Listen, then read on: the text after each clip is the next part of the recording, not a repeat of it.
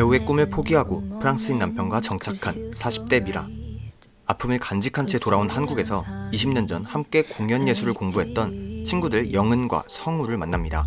나 언니가 가끔 낯설 때가 있어. 반가움도 잠시. 2년 전 세상을 떠난 후배 헤란의 기억이 문득문득 그녀를 찾아오고 Tu peux même pas imaginer ça. 그녀만의 아픔도 점차 선명해집니다. 옛날이랑 똑같다. 똑같은 것도 한 곳은 있어야죠. 20년 전과 너무 많은 게 변해버린 지금. 헤란이 말이야. 너희는 왜 헤어졌어? 누나 일부러 그러는 거예요? 그렇게 여전히 흐릿하기만 한 기억 속에서 과거를 만나게 되는 미라. 내가 왜 내 마음을 너한테 얘기해야 돼?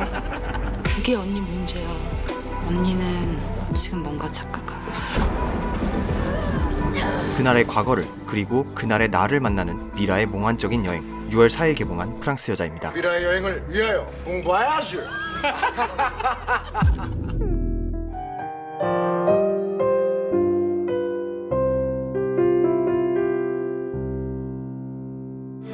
헤란이 말이야. 너희는 왜 헤어졌어? 누나 일부러 그러는 거예요? 영화 프랑스 여자는 2019년 9월 롯데 크리에이티브 공모전에서 독립영화 부문 대상을 수상하고 난 뒤에 전주국제영화제와 샌디에고 아시안영화제를 포함해 국내외 여러 영화제들에 초청되면서 일찍이 김희정 감독의 5년 만의 복귀를 더욱더 기다리게 만드는 작품이었습니다. 거기에 작품 13살 수아를 시작으로 청포도사탕 17년 전의 약속, 설행 눈길을 걷다까지 마치 월드컵처럼 4년을 주기로 장편 영화를 통해 만나던 김희정 감독을 올해는 시국이 시국인지라 전체적으로 개봉을 연기하거나 잠정 보류하던 지금 2주만 개봉을 연기한 후 만날 수 있다는 점에서 저로서는 굉장히 반가울 수밖에 없었는데요. 섬세하고 깊은 연기를 보여주며 작품마다 낯설게 느껴질 만큼 몰입하는 김호정 배우부터 언제나 자신만의 색깔로 인물을 그려내고 있는 김지영 배우, 독특한 마스크에 장편 영화와 단편 영화를 넘나들며 성실하게 필모그래피를 채워나가고 있는 류아벨 배우, 거기에 부부의 세계, 찬실이는 복도만치처럼 드라마와 영화를 넘나들며 2020년 가장 바쁜 배우 중에 한 분인 김영민 배우까지 이들이 그려내는 프랑스 여자라는 작품이 과연 어떤 영화일지 너무도 궁금할 수밖에 없었습니다. 작품을 보고 난 후 든 생각은 이러했습니다. 한 번 더 봐야겠다. 이 말엔 두 가지 뜻이 담겨 있는데 이미 한 번 보고 온 사람의 입장으로서 두 번째 볼 때의 인물들의 말이나 행동, 표정들이 이번엔 한 번에 이해가 갈까에 대한 궁금증과 장면 장면마다 특유의 색깔을 많이 강조하려 하는 듯한 감각적인 미장센 때문이었습니다. 그럼 지금부터 그 이야기를 하기 전에 결말을 제외한 스포일러가 있으니 주의해 주시고요. 구독 버튼 아직 안 눌러주셨으면 눌러주시면 감사하겠습니다. 첫 번째, 이해도에 관한 점. 사실 작품 프랑스 여자는 몇몇 관객들에게 조금 이기적인 영화일 수 있다고 느껴졌습니다. 그도 그럴 듯이 김우정 배우님은 인터뷰를 통해 이렇게 말했는데요. 이 영화는 한 번 봤을 때는 관객분들이 살짝 당황할 수 있다. 현실과 과거를 넘어서 전문가들이 앉아서 연극 이야기를 하고 있는 거니까. 두 번 보면 좀 알고 보니까 편안하게 볼 수 있다. 이야기가 딱딱 맞아떨어지는 게 그 한마디가 여기서 이렇게 풀리는구나 하고 비로소 알 수 있다. 김우정은 프랑스 여자의 특징으로 두 번, 세 번 볼 때 그때마다 보이는 게 다르다는 점을 꼽았고 자신 역시도 그랬다고 털어놓았다. 이렇게 과거와 현실이 교차하면서도 관객들로 하여금 그 순간에 대한 준비를 할 시간을 주지 않고 갑작스럽게 넘어가는 영화를 많이 접해보시지 않은 분들은 프랑스 여자라는 작품 자체를 굉장히 난해하고 어려운 영화라고 느끼실 수가 있는데요. 사실 틀린 말은 아니라고 봅니다. 미라가 잠시 자리를 비운다거나 혼자 있게 되는 장면에서 주로 그런 현실과 과거가 교차되기는 하지만 후반부에 갈수록 그 지점이 모호해지면서 어느 순간에는 어디까지가 현실이고 어디까지가 꿈인지 경계가 흐릿해지기 때문이죠.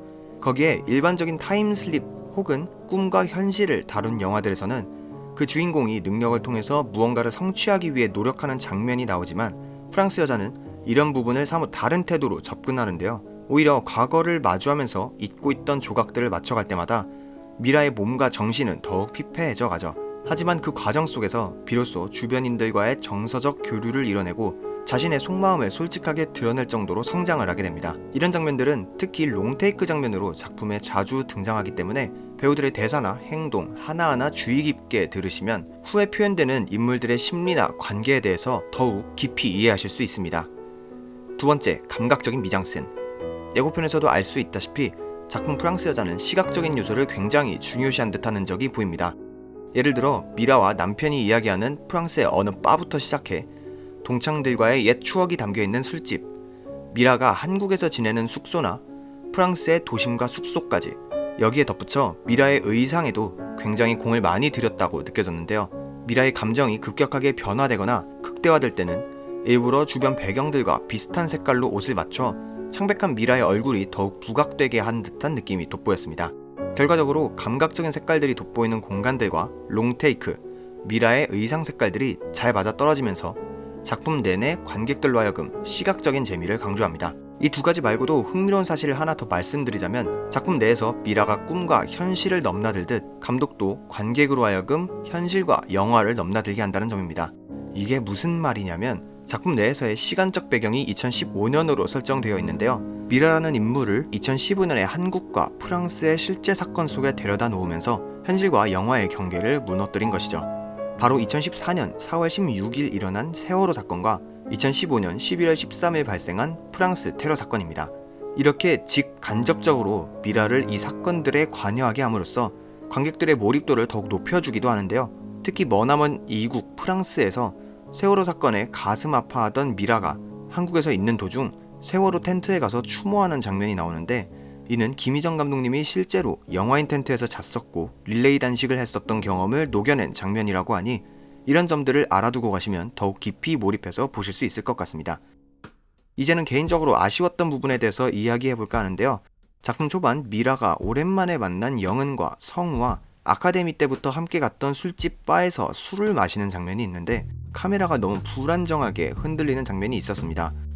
이 부분에서 저는 현실감을 높이기 위해 일부러 약간 흔들렸다는 느낌보다는 매우 불안정한 자세에서 촬영이 진행된 게 아닌가 하는 의심이 들 정도로 거의 몇 분 동안 화면이 흔들리는데요.